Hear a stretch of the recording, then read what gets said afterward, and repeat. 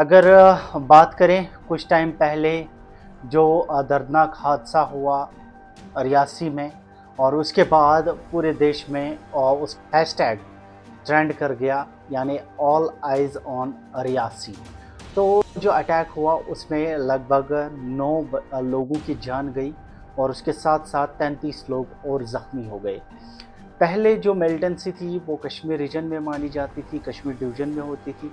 लेकिन अब ख़तरा जम्मू डिवीज़न में है, क्योंकि जिस तरीके से 2 दिन 2 जगह पे अटैक्स हुए, चाहे आप कठुआ की बात करें या चाहे आप डोडा की बात करें।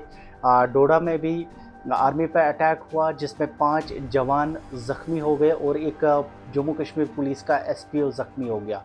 उसके साथ ही अगर कठुआ की बात करें तो कठुआ में भी एक हवलदार सीआरपीएफ के वो ज़ख्मी हो गए और उसके बाद काफ़ी सारी अफ़वाहें चली जम्मू कश्मीर में और काफ़ी सारी बातें बताई गई। काफ़ी अफ़वाहों में ये भी बताया गया कि लोग ज़ख्मी हैं, मगर जम्मू कश्मीर पुलिस के डीजीपी यानी आरआर स्वैन ने क्लियरली बताया कि नहीं, किसी लोकल को कोई नुकसान नहीं पहुंचा है।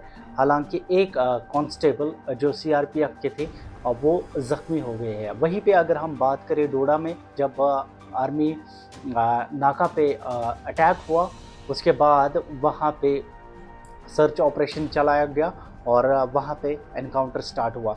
कठुआ की बात करें तो उस हादसे में एक हवलदार की जान गई और उसके साथ ही फिर एनकाउंटर स्टार्ट हो गया, जिसमें काफ़ी सारी रिकवरीज भी हुई और जम्मू कश्मीर पुलिस और सिक्योरिटी फोर्सेस को भी कामयाबी मिली।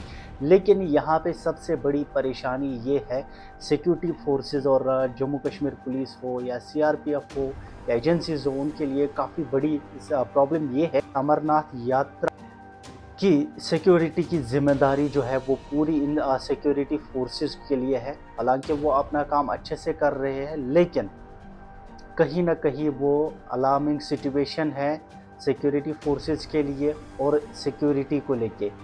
लगातार 24 घंटे ड्यूटी करते हैं, अब कह सकते हैं सोसाइटी को सेफ रखने के लिए, लॉ एंड ऑर्डर मेंटेन करने के लिए। लेकिन अगर इस तरीके के अटैक्स होते या इस तरीके के हादसे होते हैं, इस तरीके से किलिंग्स होती है, तो वो कहीं ना कहीं परेशानी बन जाती है।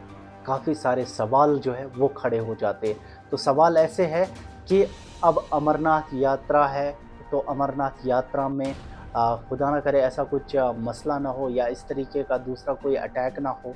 तो अब जिस तरीके से जम्मू में फिर एनकाउंटर हुआ और उसके बाद जो अटैक हुआ रियासी में यात्रियों की बस पे, तो वहाँ पे जो है लोगों ने भी काफ़ी ज़्यादा शोर उठाया कि उन्हें गन लाइसेंस के लिए अलाउ किया जाए, उन्हें गन लाइसेंस दिया जाए, ताकि वो अपनी सोसाइटी को अपना भी थोड़ा कंट्रीब्यूशन करके वो सेफ रख पाए। वहीं पे अगर बात करें, इस बीच काफ़ी सारे इंसिडेंट्स हुए हैं इन 2 दिनों में और अभी सबसे बड़ी खबर ये है कि 2 लोग आए एक घर में और वहाँ पे उन्होंने पानी वहाँ से लिया और वहाँ पे छोटी बच्ची थी और उसकी माँ थी।